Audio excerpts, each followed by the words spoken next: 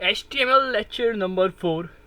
Last में हमने क्या काम कर लिया था, हमने जो है सेक्शन फर्स्ट सेक्शन बना लिया था और फर्स्ट सेक्शन हमारे पास कंप्लीट हो चुका था। चेक कर लेते हैं हमारे वेबसाइट कितनी बन चुकी है। वेब डेवलपमेंट की ये सीरीज़ है हमारी, जिसमें हमने नेविगेशन पार्ट तो हम ऑलरेडी बना ही चुके थे। अब हम जो है ये सेक्शन बना लेते हैं। काफ़ी ज़बरदस्ती हमारी वेबसाइट का लुक आ रहा है। तो इस बार हम देखने वाले हैं किस तरीके से मज़ीद इसको आगे कंटिन्यू करते हैं हम। तो सबसे पहले हम आ जाते हैं आज, आई थिंक यार इमेज वगैरह पे काम करें तो ज़्यादा मज़ा आने वाला है। तो आज स्टार्ट लेंगे इमेज से। ठीक है, तो इमेज से स्टार्ट लेंगे ताकि जो भी इमेज का जो भी वर्क है हमारा वो कंप्लीट हो सके, उसको हम बिल्कुल एंड पे लेके जाएं। तो हम आ जाएंगे VS कोड एडिटर पे और index.html की फाइल के ऊपर मैं आ जाऊंगा यहाँ पे। और यहाँ पे मेरा जो है फर्स्ट सेक्शन यहाँ पे एंड हो रहा है। फर्स्ट सेक्शन का डिव जो मेरे पास यहाँ पे एंड हो रहा है। तो यहाँ पे मैं एक और डिव बनाऊंगा। ये मैंने डिव बना लिया एक, अच्छा सॉरी कैपलॉग ऑन किया हुआ है, लेकिन HTML का मसला ये HTML की अच्छी बात है, मसला तो नहीं कहेंगे, अच्छी बात ये है कि केस सेंसिटिव नहीं है। तो यहाँ पे कैपलॉग के अंदर भी आप लिख सकते हैं, लेकिन ये प्रॉपर वे नहीं है। तो ये डिव आ गया हमारे पास। इसके बाद हम लोग क्या करेंगे, डिव के बाद डिव के अंदर जो है सॉरी मैं डिव के अंदर डिव को मैं क्लास देने वाला हूँ। मेरा ये जो डिव है इसकी क्लास हो जाएगी। पिछले डिव को हमने दिया था लेफ्ट सेक्शन, इस डिव को हम दे देते राइट सेक्शन। तो यहाँ पे मैंने क्लास इसको दे दी राइट सेक्शन, ताकि हम जो है CSS जब अप्लाई करेंगे अपनी। ठीक है, तो ये मेरे पास आ गया राइट सेक्शन। राइट सेक्शन के बाद एक, अब इमेज जब भी लगानी हो तो इमेज का टैग आप लोगों को पता होना चाहिए कि भाई इमेज का टैग कैसे वर्क करता है। तो इमेज का टैग के लिए आपको ये IMG दे रहा है मेरे पास। एक मिनट इसको मैं हटा दूँ। IMG मैंने लिखा और टैग क्लोज कर दिया। इमेज का टैग जो है सेल्फ क्लोज होता है, जैसे हमने पढ़े थे last time. Self close tag जो जिनको क्लोज करने की ज़रूरत नहीं पड़ती, वरना जैसे डिव की बात करें, यहाँ पे मैंने डिव बनाया है यहाँ पे। ठीक है, एक जैसे डिव बना के मैं दिखाता हूँ। ये डिव है, तो ये इसका क्लोजिंग टैग भी है, ये देखिए फॉरवर्ड स्लैश लगा के, और ये क्लोज भी हुआ है क्योंकि डिव सेल्फ क्लोजिंग नहीं है। ठीक है, समझाने के लिए बना है। लेकिन इमेज में आपको फॉरवर्ड स्लैश लगा के ज़रूरत नहीं है, ये सेल्फ क्लोजिंग टैग है। ये जब आप एंगल ब्रैकेट का लेफ्ट साइड पे रुक होता है तो ये खुद ही क्लोज हो जाता है। तो इसको सेल्फ क्लोज है, खुद से क्लोज हो जाता है, हमें क्लोज करने की ज़रूरत नहीं पड़ती, जब भी ये कहलाता है सेल्फ क्लोजिंग टैग। तो IMG हमने लिख दिया इमेज की शॉर्ट फॉर्म, इमेज का टैग। और इस में मैं अपनी क्लास देने वाला हूँ। क्लास इज इक्वल टू, आप क्लास कुछ भी दे देते, मैं IMG1 दे देता हूँ इसको क्लास। और यहाँ पे मैं आई थिंक एक सबसे इम्पॉर्टेंट जो होता है ना, वो होता है इसमें SRC। SRC वो होता है जो जिसके अंदर हम अपनी जो है लोकेशन देते हैं। बहुत से स्टूडेंट इमेज में एक मिस्टेक कर देते हैं, इमेज लगाने में वो कॉपी पेस्ट कर देते हैं इमेज का पाथ, और फिर कहते हैं कि भाई इमेज हमारी अप्लाई नहीं हो रही, या उनकी इमेज अप्लाई हो जाती है जब वो आप जब वेबसाइट को डिप्लॉय कर रहे होते हैं, इंटरनेट पे जब लाइव कर रहे होते, तो आपकी इमेज तो आ ही नहीं रही होती। आप फिर वो परेशान हो जाते, सर पकड़ लेते, या क्लाइंट को प्रोजेक्ट बना के दे देते, ऐसी बेवकूफ़ी कर देते हैं। डिप्लॉय करते वक्त इमेज ही नहीं आ रही, छोटा सा इमेज का आइकन बन रहा है, इतनी बड़ी इमेज थी वो सारी गायब हो चुकी है। तो इसके लिए क्या करना होगा, आपको बिल्कुल प्रॉपर वे से सीखेंगे हम इमेज किस तरीके से लगाई जाती है। इसके लिए मैं अपने पास एक इमेज डाउनलोड कर लेता हूँ भाई। इस इमेज को मैं अपने पास, ये कहीं से भी अगर आपके पास इमेज है, जो भी इमेज है वो आप लगाना चाहते हैं वो लगा ले। मैं एक इमेज इंटरनेट से रैंडमली इमेज उठा लेता हूँ, कॉपीराइट फ्री इमेज उठा रहा हूँ क्योंकि यूट्यूब की पॉलिसी की वजह से। तो यहाँ पे मुझे एक इमेज थोड़ी बेहतर लग रही है, तो इसको इमेज पे मैंने सेकंड क्लिक किया और सेव इमेज एस किया, सेव इमेज एस। अच्छा, समझने वाली बात है। अब इस बात को गौर से समझिएगा, ये इंपॉर्टेंट पॉइंट है अब जो मैं बताने जा रहा हूँ। आपको इमेज कहाँ पे सेव करवानी है, ये बात सबसे इम्पॉर्टेंट है इमेज लगाते वक्त। तो इमेज आप उस फोल्डर में स्टोर कराएंगे जहाँ पे आपकी HTML की फ़ाइल है। तो मेरा HTML और फाइल जो फोल्डर बनाया था, मैंने बनाया था, आपको याद होगा शुरू में हम काम कर रहे हैं batch3 HTML CSS। ठीक है, इसमें तो यहाँ पे आप चाहे तो मज़ीद एक और फोल्डर बना के काम कर दें या डायरेक्ट रखवा दें। प्रॉपर वे होता है कि आप फोल्डर बना के रख दें। लिंक हम पढ़ चुके हैं, लिंक करवाना कैसे जानते हैं। सॉरी, वो लिंक नहीं पढ़ा, लिंक भी अभी इमेज के अंदर मैं लिंक का चैप्टर भी आपको पढ़ा देता हूँ ताकि आपको कन्फ्यूजन हो जाए। तो मैं ऐसा करूँगा, दोनों तरीके से दो जगह पे इमेज रखवा रहा हूँ। वैसे आप एक ही जगह पे रखिएगा, लेकिन समझाने के लिए मैं एक इमेज का मैंने अपने पास फोल्डर बना लिया, यहाँ पे इसी के अंदर न्यू फोल्डर इमेज बना दिया, जहाँ पे रखवाया था, और इस इमेज को पेस्ट कर दिया। ठीक है, मेरी इमेज पेस्ट हो गई। एक और इमेज लेता हूँ मैं अपने पास, लेकिन वो समझाने के लिए ले रहा हूँ। वो उसका वैसे कोई सेव कर लेता हूँ मैं, इसको सेव करने का बोला, सॉरी मेरे पास ये फाइल पहले ही एग्जिस्ट करती है, तो मैं इसका नाम रख लेता हूँ। क्या हुआ, इसका नाम मैं इसके आगे कोडिंग दे देता हूँ, कुछ एक्स्ट्रा लफ्ज़ ऐड कर देते थे, क्योंकि मेरे पास ये इस नाम की फाइल पहले ही ऑलरेडी एग्जिस्ट करती है। एक इमेज मैं ये ले लेता हूँ, सेव इमेजेस, और इसको मैं अब समझाने के लिए, मेरा ये टारगेट था आपको समझाया जाए कौन से फोल्डर में HTML फाइल और बैच 3 HTML CSS में हमने ये किया हुआ है। इसी के साथ मेरा, अब मैं इमेज के फोल्डर के अंदर सेव नहीं कर रहा, अब मैं बाहर करवा रहा हूँ, क्योंकि मैं लिंक का चैप्टर भी पढ़ेंगे, तो इमेज और लिंक दोनों एक साथ कवर हो जाएंगे। तो एक इमेज में नहीं, समझाने का मकसद है आप कहीं पे भी रख सकते हैं, लेकिन उस फोल्डर में रखना है जिसमें आप काम करें। मैं एक काम कर रहा हूँ बैच 3 HTML, तो आप इसके अंदर डायरेक्ट भी रख सकते हैं बैच 3 HTML के अंदर, और आप बैच 3 HTML CSS के अंदर आप डायरेक्ट भी रख सकते हैं जिस फोल्डर में बनाया, और आप एक इमेज का फोल्डर बना के भी रख सकते हैं। अच्छा, इमेज मेरे पास, मैंने सेव कुछ कर रहा हूँ, यहाँ पे कुछ एरर है इंटरनेट आई थिंक, जो कि मेरे पास दूसरी इमेज शो कर रहा है। कोई इंटरनेट इशू है ये मेरे पास जो आ रहा है, वैसे ये आना नहीं चाहिए।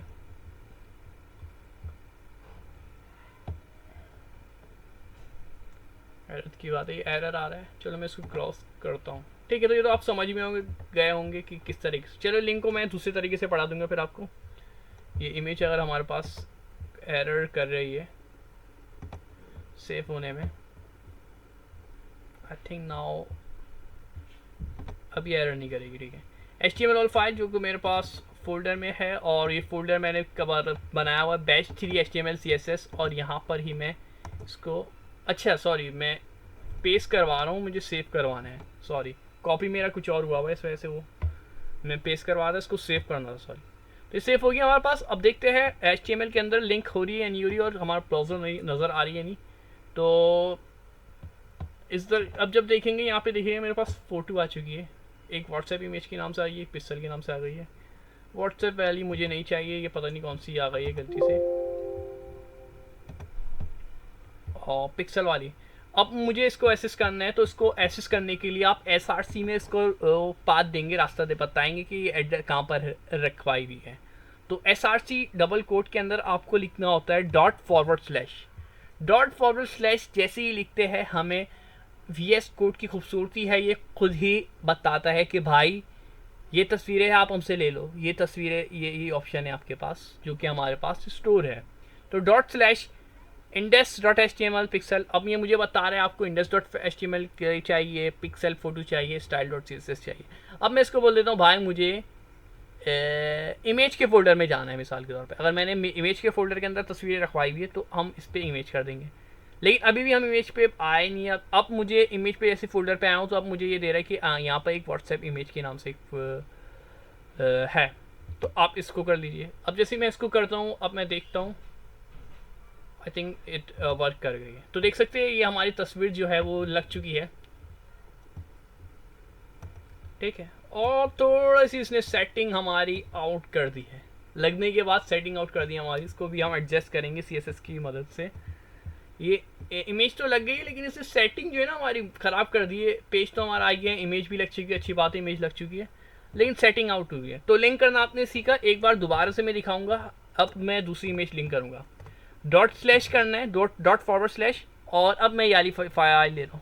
तो ये लिंक का चैप्टर भी पढ़ लिया, आपको किस तरीके से लिंक करते हैं फाइल को, तो किस तरीके से ये लिंक कर रहे हैं, लिंक भी पढ़ लिया हमने, और इसके साथ इमेज भी। ये दो टैग्स हमारे पास, दो चीज़ें कवर हो गई है अगर लिंक करना है। और अगर हमें पीछे जाना है तो $, और इससे पीछे जाना है $, जहाँ पे भी आपने चीज़ें $/, ये आपको मज़ीद पीछे देखेगा, आपको पीछे की फाइलें देते जाएगा। $/, 2 डॉट डालने, तीसरा डॉट नहीं लिख सकते, लिंक करते हैं, बाकी ये लिंक का रूल है। सिंगल $/ कर सकते हैं, $/, से ये पीछे आते रहेगा, और ये बिल्कुल आखिर तक पहुंच जाएगा। ठीक है, तो अभी मुझे जो है मेरा काम कहाँ से चल रहा था, यहीं से ही काम चल रहा था, तो मुझे ज़्यादा पीछे जाने की ज़रूरत नहीं थी और मैंने यहीं पे पकड़ के अपनी इमेज लगा दी। अब याली लग गई। पिछली वाली पे आई थिंक इमेज ज़्यादा बेहतर लग रही थी मुझे भी थोड़ी सी, तो मेरी इमेज वाले फोल्डर में, और इसी को मैं सिलेक्ट कर लूँगा और ये लग चुकी है हमारी इमेज। तो अब डिप्लॉय जब हम करेंगे ना, तो हमारा छोटा सा आइकन बना हुआ नहीं आएगा इमेज की, हमारी पूरी इमेज आएगी, क्योंकि हमने इमेज जो है बिल्कुल प्रॉपर वे में लगाई है।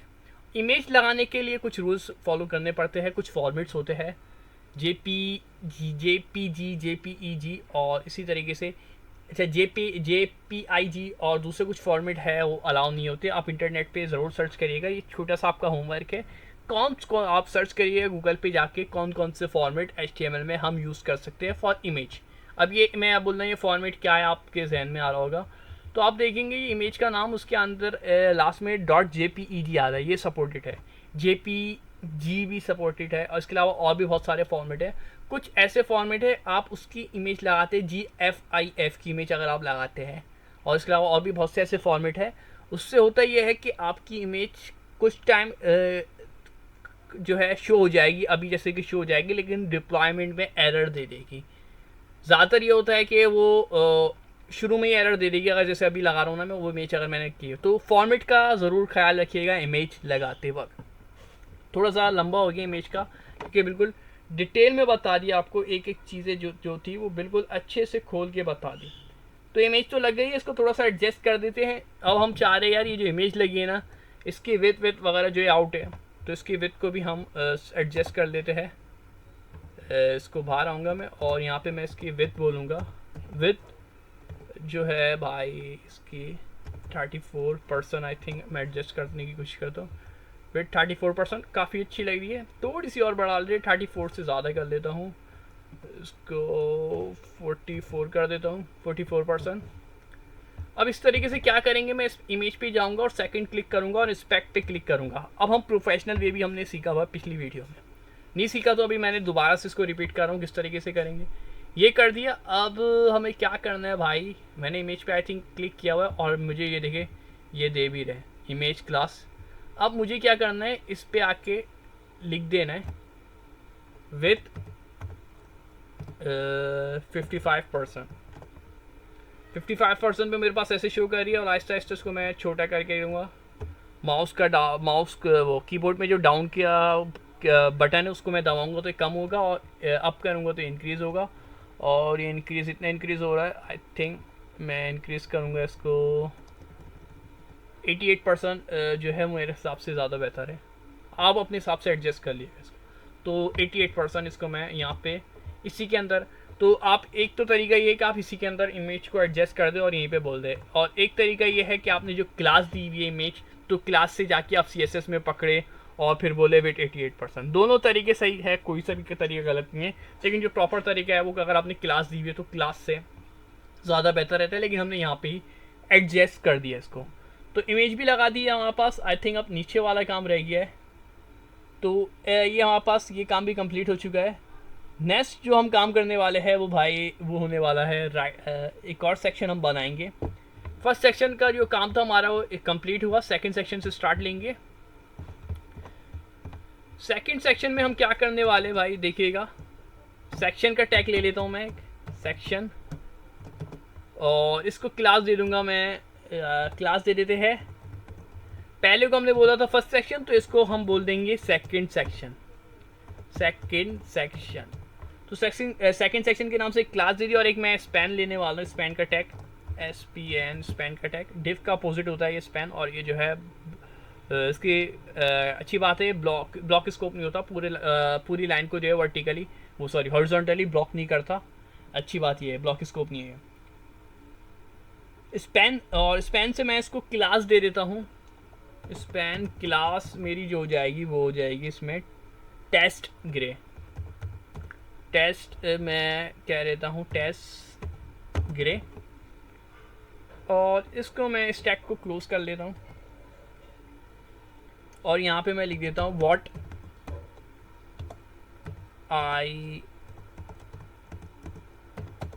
आई हैव डन सो फार। क्या हमने अब तक कर चुके हैं, तो मैंने लिख दिया H1 के अंदर एक एक्सपीरियंस लिख देता हूँ मैं। इस पेन से नीचे आऊँगा मैं और यहाँ पे एक H1 का टैग लूँगा। H1 के टैग के अंदर क्या कर रहे हैं हम, एक्सपीरियंस बोल रहे हैं, वर्क एक्सपीरियंस, क्योंकि CV आती है तो उसमें पूछा जा रहा था आपका वर्क एक्सपीरियंस क्या है। वर्क एक्सपीरियंस, और एक डिफ लेंगे हम, H1 से नीचे आके एक डिफ लेंगे, और डिफ जो बोलेंगे हम वो बॉक्स के नाम से लेंगे। तो मैं डॉट बॉक्स के नाम से एक डिफ बना लेता हूँ, डॉट बॉक्स से डिफ बना लिया। और इसमें जो है क्लास मैंने बॉक्स दे दी है डिफ को, और इसके अंदर भी एक और डिफ बना के इसको मैं क्लास दे दूँगा। क्लास देता हूँ मैं वर्टिकल, तो मैं लिख देता हूँ डॉट वर्टिकल, ताकि ऑटोमेटिकली एक डिफ क्रिएट हो जाए। तो ये डॉट वर्टिकल मेरे पास ऑटोमेटिकली ये डिफ क्रिएट हो चुका है। एक इमेज हम लगा सकते हैं यहाँ पे,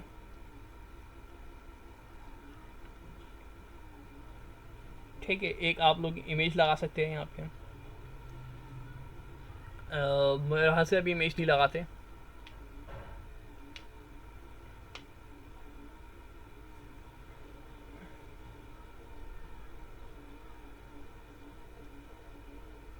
तो जिसमें आप लोगो वगैरह लगा सकते हैं इमेज का यहाँ पे।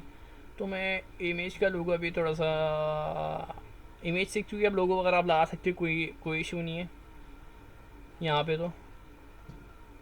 तो यहाँ पे मैं एक इमेज का टैग बना के छोड़ देता हूँ, ताकि आप लोगों को याद रहे, एक टैग वगैरह लगा लिएगा, इमेज लगा लिएगा यहाँ पे। अब अपने खुद ही अपने हिसाब से एक लोगो लगा लिएगा।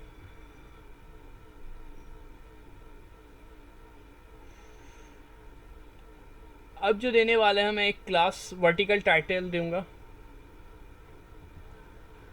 क्लास देंगे हम वर्टिकल टाइटल।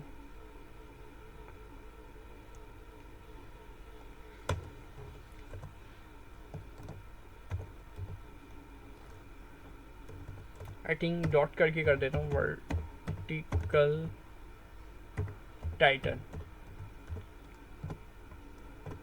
वर्टिकल टाइटल हो गए हमारे पास।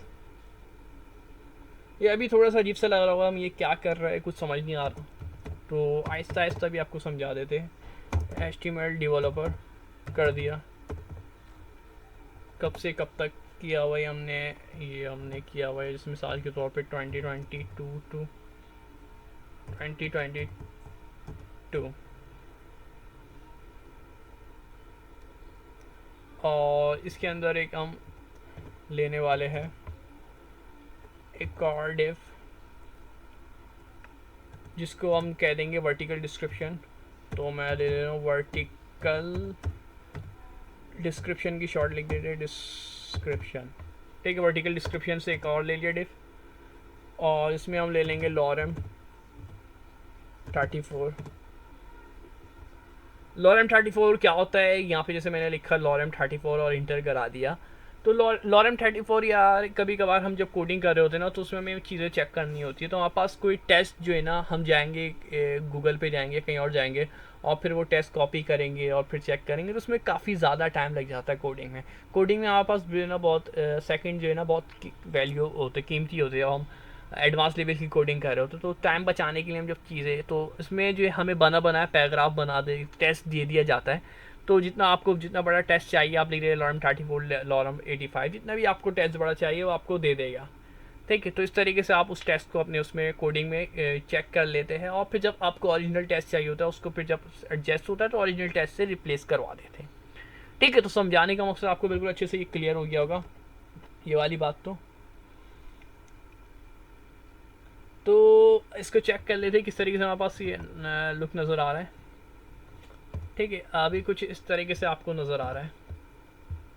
मैं नीचे जाऊंगा और यहाँ पे ये कुछ टेस्ट लिखा हुआ आ रहा है। अच्छा, लॉरम में लैंग्वेज जो है अलग होती है, ये बात याद रखिए। आप बोलिए समझ नहीं आ रही लिखा हुआ है, इस टेक्स्ट को भी इग्नोर कीजिएगा। इसी तरीके से इसको भी कंप्लीट कर लेते हैं। तो ये हो गया वर्टिकल डिस्क्रिप्शन का भी हो गया हमारे पास, और फिर एक और ये हमारे पास एक और डिफ बना लेंगे हम। ये डिफ हमारे पास कंप्लीट हो चुका है। इस डिफ से बाहर आके एक और डिफ में काम करेंगे अब।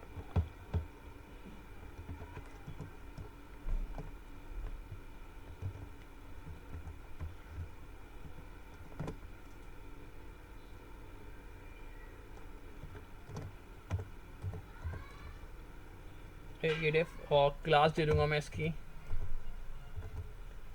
वर्टिकल। ठीक है, क्लास हमने दे दी वर्टिकल और इसको क्लोज कर दिया और इसी के अंदर एक और डिव बनाऊंगा और उसको क्लास दे दूंगा vertical dot vertical title. Class जो दे रही है आपको पता है CSS में जब हम यूज़ करेंगे उसमें काम आएगी। तो अब मैंने HTML करा था, जैसे कि आपका वर्क एक्सपीरियंस है पाइथन डेवलपर का या टाइपस्क्रिप्ट डेवलपर का। टाइपस्क्रिप्ट डेवलपर कर देते चलो इसको, टाइपस्क्रिप्ट डेवलपर कर दिया, डेवलपर टाइपस्क्रिप्ट कर दिया। इसके बाद जो है हमारे पास एक और इसी तरीके से वर्टिकल डिस्क्रिप्शन 1 ले लेंगे एक। ठीक है, जैसे हमने वर्टिकल डिस्क्रिप्शन ली थी, अब जो है हम वर्टिकल उसको मैं कॉपी करता हूँ। क्या करते हैं वर्टिकल डिस्क्रिप्शन,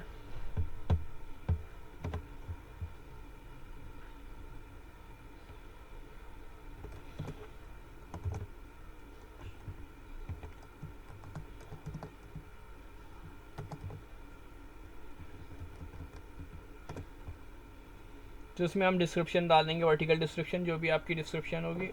जैसे हमने पहले ली थी वर्टिकल डिस्क्रिप्शन लॉरेम की, दोबारा से ले लीजिएगा लॉरेम 34।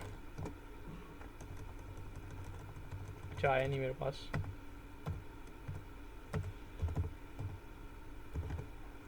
अब आया लॉरेम 34। और इसी तरीके से मस्जिद और भी करते रहिएगा ताकि आपको ये चीज़ें जो है क्लियर होती रहे।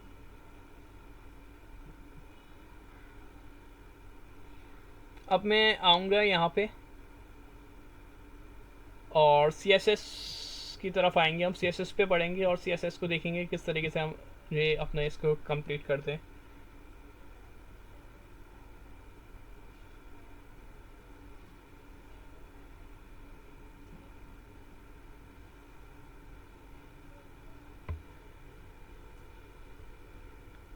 तो इमेज 1 को हम तो दे चुके क्लास,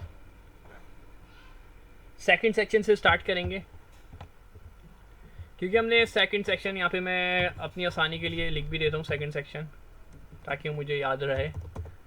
जब मैं दोबारा से फाइल इसको खोलूँ तो मुझे याद रहे सेकंड सेक्शन की क्या है। मैंने बताया था कि किस लिए यूज़ कर रहे होते हैं, जब हमारे पास बहुत ही ज़्यादा CSS हो जाती है तो उसमें हमें ज़रूरत पड़ती है कि चीज़ें समझने की में प्रॉब्लम हो रही होती है, तो इस तरीके से हमें चीज़ें अच्छे से समझ में आ जाती हैं। ये सेकंड सेक्शन हो गया, सेकंड सेक्शन से स्टार्ट ले रहे तो यहाँ पे मैं डॉट सेकंड सेक्शन लिख दूंगा, या ज़्यादा बेहतर मैंने तरीका आपको बताया था, याद होगा हमने बोला था ज़्यादा बेहतर ही होता है, मिस्टेक हो जाती है तो हम क्या करते हैं यहाँ पे क्लास दी उस क्लास को कॉपी कर लें, क्योंकि अभी मैं इस पर काम कर रहा हूँ तो उसको मैंने कॉपी कर लिया और उसको मैं यहाँ पे पेस्ट कर दूँगा। और कर्ली ब्रेसेस में हम सेकंड सेक्शन को स्टार्ट करेंगे। मैक्सिमम विड्थ मैं अब मैक्सिमम विड्थ बता देता हूँ। मैक्सिमम विड्थ मैं चाहता हूँ 80 VW विथ 18 विथ, ठीक है। इसी तरीके से मार्जिन मैं कह देता हूँ, मार्जिन मैं कितना रखना चाहता हूँ, मैं ऑटो कर देता हूँ, उस पर छोड़ देते हैं VS कोड पे। मार्जिन ऑटो कर दिया और हाइट जो है मेरे पास हाइट जो होगी वो भी 80 VH होगी ताकि मेरे पास ये बैलेंस रहे। मैक्सिमम वेट भी 80 है तो हाइट भी उसको मैं उसी के हिसाब से रख लेता हूँ। देखते हैं किस तरीके से लुक दे रहा है, आप देख सकते हैं अब थोड़ा सा लुक चेंज हो गया है। HR का टैग यूज़ करेंगे। HR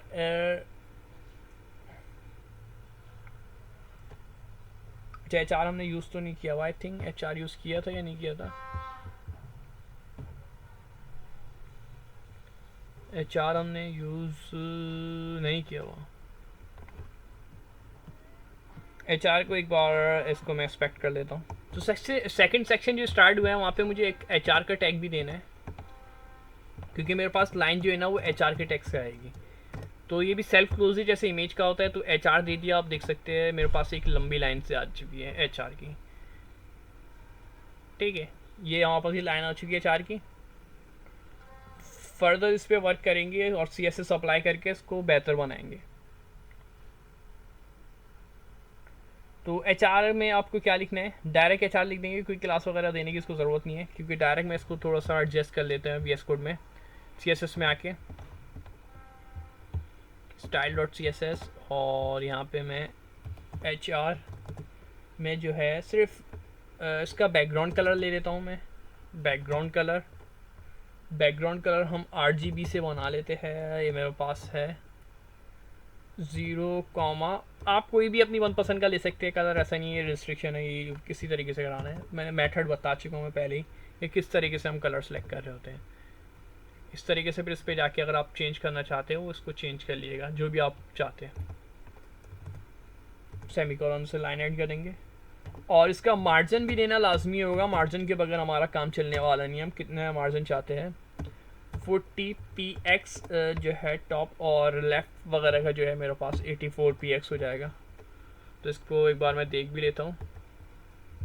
ये देखिए लाइन छोटी हो गई है मेरे पास, मैंने क्योंकि मार्जिन दे दिया है। ये मेरे पास मैंने टॉप से भी दे दिया और लेफ़्ट और राइट भी मार्जिन दे दिया, टॉप से भी दे दिया और लेफ़्ट और राइट मार्जिन दे दिया। अब देखिए लाइन मेरे पास पूरी नहीं आ रही, ठीक है, अब थोड़ा सा फ़र्क आ रहा है।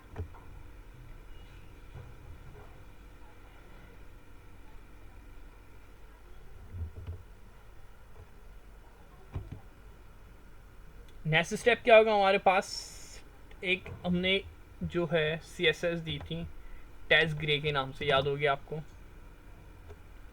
डॉट टेक्स्ट ग्रे और कलर जो होगा, मैं कलर मेरे को इसका ग्रे देना था जब भी मैंने इसको ग्रे दिया था। कभी कभार हम CSS ऐसे दे रहे होते कि हमें खुद ही पता चल जाता है कि हम CSS क्या देने वाले हैं। चीज़ों को इसी तरीके से आप काम करेंगे कोडिंग में तो आपको आसानी रहेगी कोड करते वक्त। फिर एक बॉक्स के नाम से हमने डिव बनाया था, अगर आपको मैं दिखाऊं तो डॉट बॉक्स का ये मेरा जो डिव था उसमें डॉट बॉक्स जो है मेरे पास ये आ गया डॉट बॉक्स, और मैं बोलूँगा इसको बैकग्राउंड। भाई बैकग्राउंड जो है ना वो आप ऐसा करो वाइट कर दो, बैकग्राउंड वाइट कर दो। इसकी विड्थ जो है आप 90% कर दो। इसी के साथ और कुछ चीज़ें, हाइट जो है हाइट 3px कर दो। मार्जिन जो है मैं मार्जिन लेने वाला हूँ ऑटो, मार्जिन 31px ले लेते, कैलकुलेट किया था मैंने 30px पे, ज़्यादा बेहतर था। अच्छा ये ऐसा नहीं होता कि रट्टा लगाए, ये कैलकुलेशन करनी पड़ती है और इसको स्पेक्स से जो है ना काम कर रहे होते हैं। डिस्प्ले जो है हम फ्लेक्स लेंगे, स्पेक्स से हम सीख चुके हैं किस तरीके से हम काम कर रहे थे, वो वही चीज़ होती है।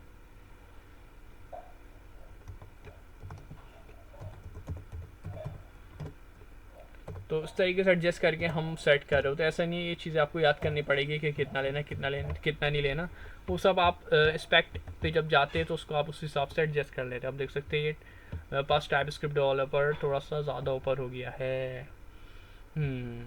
तो अब मुझे इसको क्या करना पड़ेगा, नीचे करना पड़ेगा। तो मैं इसको स्पेक्ट पे जाऊँगा और यहाँ पे देखिए HTML तो सही आ रहा है, लेकिन ये टाइपस्क्रिप्ट डेवलपर जो ना थोड़ा ज़्यादा ऊपर चली गई, इसकी क्या वजह है समझ नहीं आ रहा। मैंने कैलकुलेट किया था कि तो इसका एक ही तरीके स्पेक पे जाके इसको पकड़े।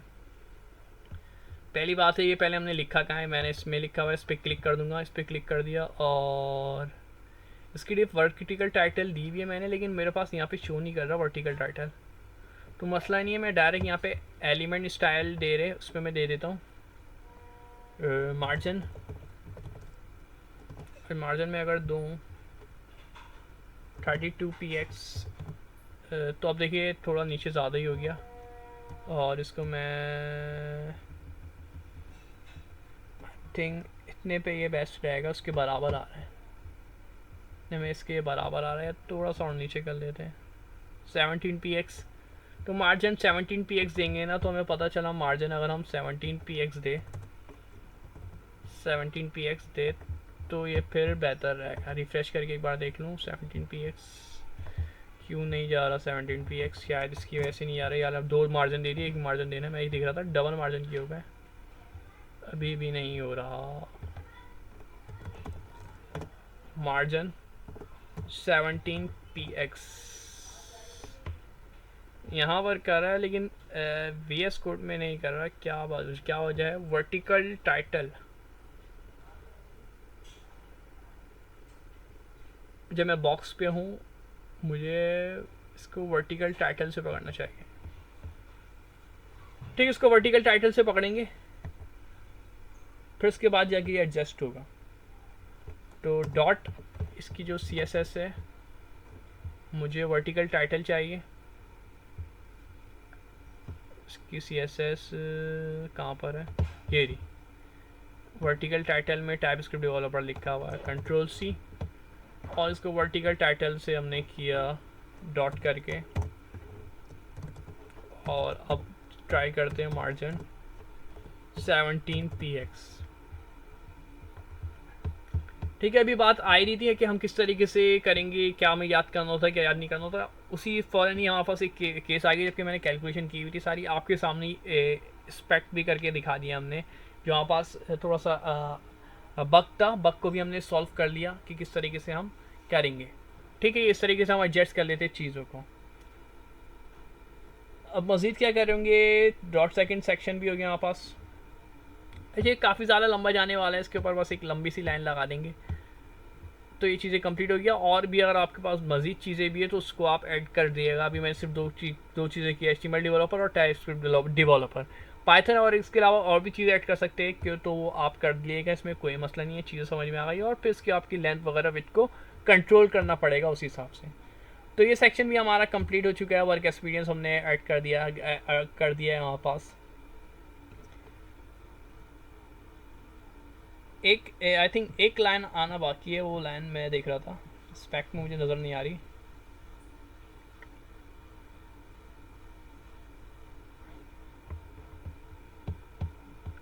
उसको मैं चेक, तो उस लाइन के लिए हम क्या करने वाले हैं, क्या करूँगा मैं, डॉट सेकंड सेक्शन, और एक साथ हमें दो dot second section dot vertical लेने वाला हूँ मैं। डॉट सेकंड सेक्शन और वर्टिकल, और वर्टिकल के साथ साथ क्या करेंगे हम, हाइट लेंगे। हाइट जो कि हमारे पास 193px होगी। विथ बहुत पतली लाइन जो है, क्योंकि बहुत ज़्यादा पतली होती है तो उसकी चौड़ाई जो है यानी कम होगी, तो 1px बहुत होगा। अगर आप बड़े करना चाहते तो कोई मसला नहीं, कर लिएगा। BC बैकग्राउंड कलर जो है वो वाइट ही ले लेता हूँ मैं। चले वाइट ही ले लेते हैं, या हैश करके मैं 3F कर लेता हूँ।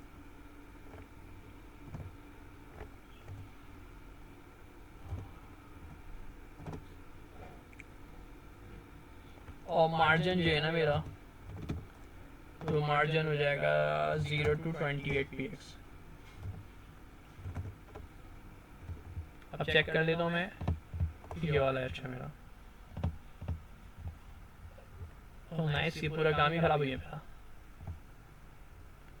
तो इस तरीके से यहाँ पास ये वर्क कर रहा है, आप देख सकते हैं।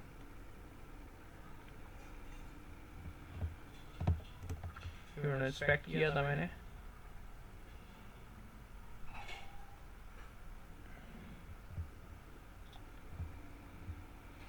प्रीवियस वर्क की ज़्यादा बेहतर था।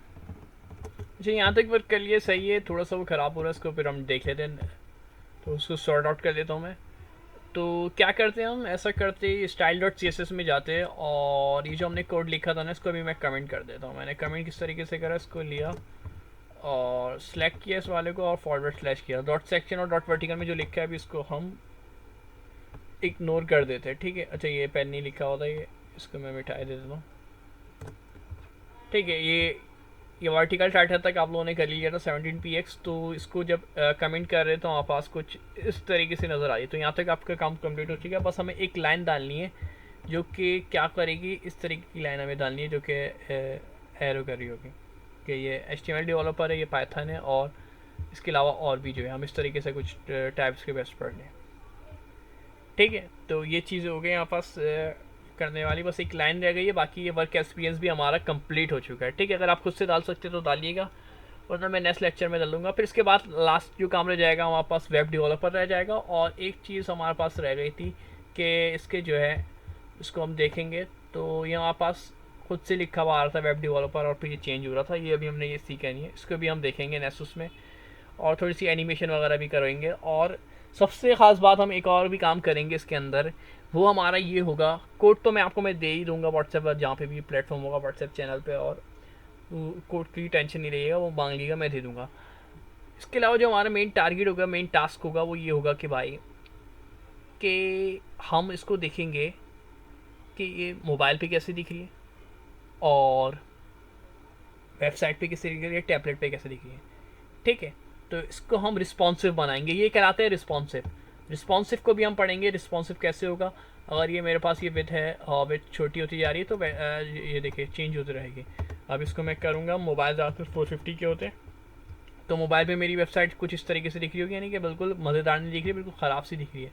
तो इसको हम मोबाइल पे भी ठीक करेंगे।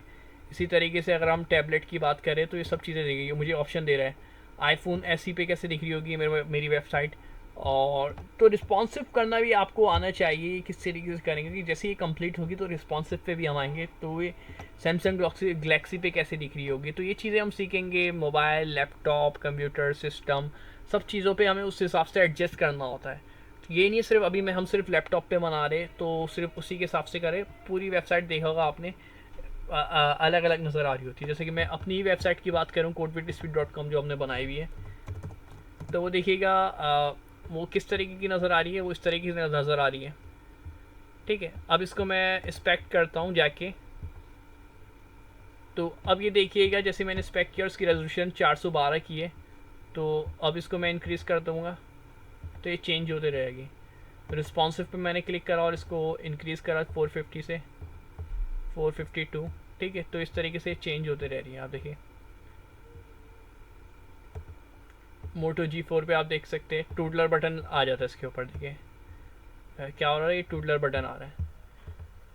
इसको मैं ऐसे ही एडजस्ट करना होता है, ये एडजस्ट करना भी हम सीखेंगे किस तरीके से। और ये टूडलर बटन नेविगेशन बार पे कैसे लगाया जाता है कि हमारा टूडलर बटन आ रहा है यहाँ पास, इस पर क्लिक कर रहे तो यार है, इस पर क्लिक कर रहे तो ऐसा आ रहा है, देख रहे हैं। ठीक है, तो ये चीज़ सीखेंगे हम इंशाल्लाह नेक्स्ट लेक्चर में। अल्लाह हाफ़िज़।